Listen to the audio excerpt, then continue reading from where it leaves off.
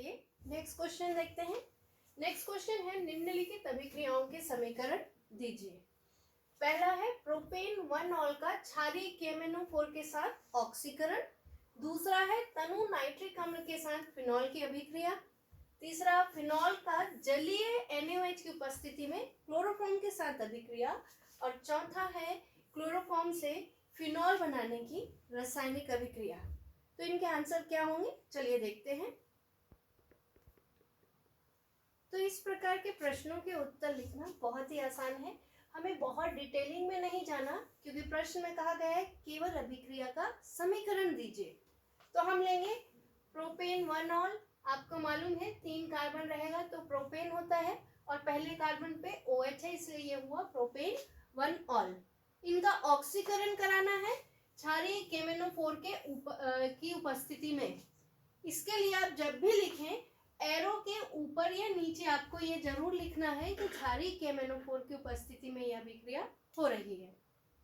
क्योंकि ऑक्सीकरण हो रहा है तो आप यहाँ पे नेसेंट ऑक्सीजन, जिसे नवजात ऑक्सीजन भी कहते हैं, ये जरूर लिखेंगे।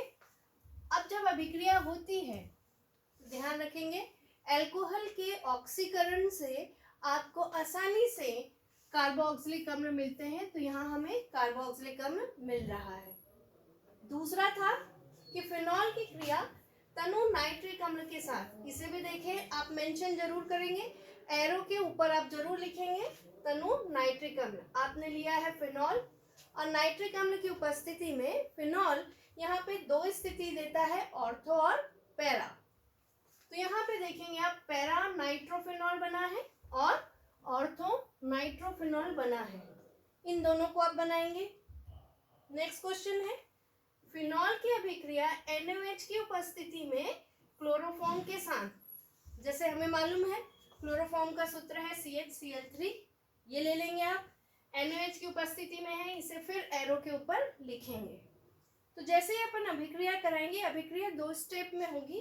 पहले क्या होगा कि यहाँ का हाइड्रोजन जो है ये रिप्लेस हो जाएगा और इधर आ जाता है आपके पास सोडियम, और यहाँ बन जाता है एल्डिहाइड ग्रुप। इसका और आगे अपन HCl की उपस्थिति में अभिक्रिया कराएंगे तो आपको मिल जाएगा इस प्रकार से OH और CHO ग्रुप दोनों एक ही रिंग में। चौथा है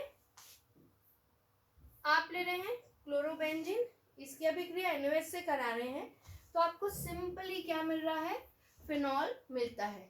तो इस प्रकार के प्रश्नों में आपको समीकरण ही लिखना है और वर्णन नहीं करना है, जिससे जब आप एग्जाम में इस प्रश्न को अटेंड करेंगे आपका टाइम बहुत बचेगा, और ये टाइम आप दूसरे न्यूमेरिकल प्रश्नों के लिए रख सकते हैं। अब आइए देखिए इसका अथवा में प्रश्न था एक। चलिए नेक्स्ट क्वेश्चन देखते हैं। क्वेश्चन कहता है कि कारण बताइए कि मेथॉक्सीमेथेन की तुलना में एथेनॉल का क्वथनांक उच्च क्यों होता है। यहाँ पे देखिए प्रश्न को थोड़ा सा मॉडिफाई कर सकता है। मेथॉक्सीमेथेन यानी ईथर की बात कर रहा है, एथेनॉल अल्कोहल, तो थोड़ा बहुत इसमें क्या कर सकता है, परिवर्तन कर सकते हैं। कोई और ईथर या कोई और अल्कोहल के बारे में भी पूछ सकते हैं, तो आप इस बात का ध्यान रखना, लगभग आंसर सेम रहेगा। आंसर के लिए की पॉइंट रहेगा हाइड्रोजन 1। आप ध्यान रखेंगे जब भी क्वथनांक से संबंधित ऑर्गेनिक केमिस्ट्री का क्वेश्चन आएगा, अगर आपको ज़्यादा कुछ याद नहीं आ रहा तो उसके कारण में आप हाइड्रोजन 1 आसानी से लिख सकते हैं और आपको मार्क्स मिलेंगे। इस प्रश्न का उत्तर बस हमें थोड़ा सा जमाना है। चलिए देखें।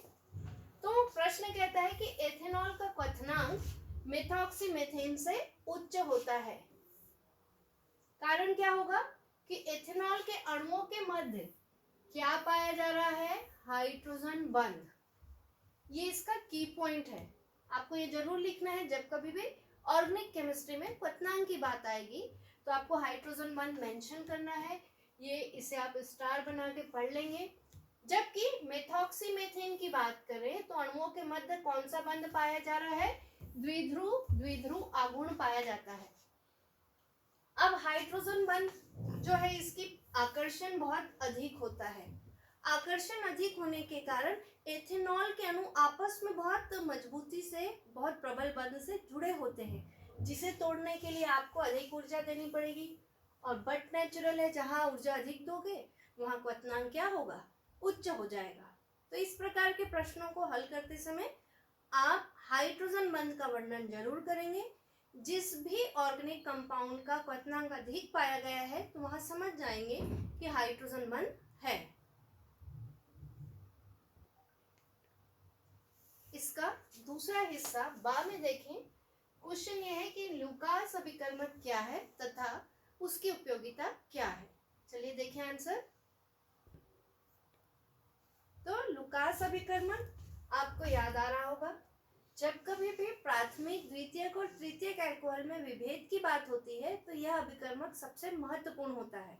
तो उपयोग तो आपको क्लियर हो गया कि अल्कोहल के विभेदीकरण में इनका उपयोग होता है।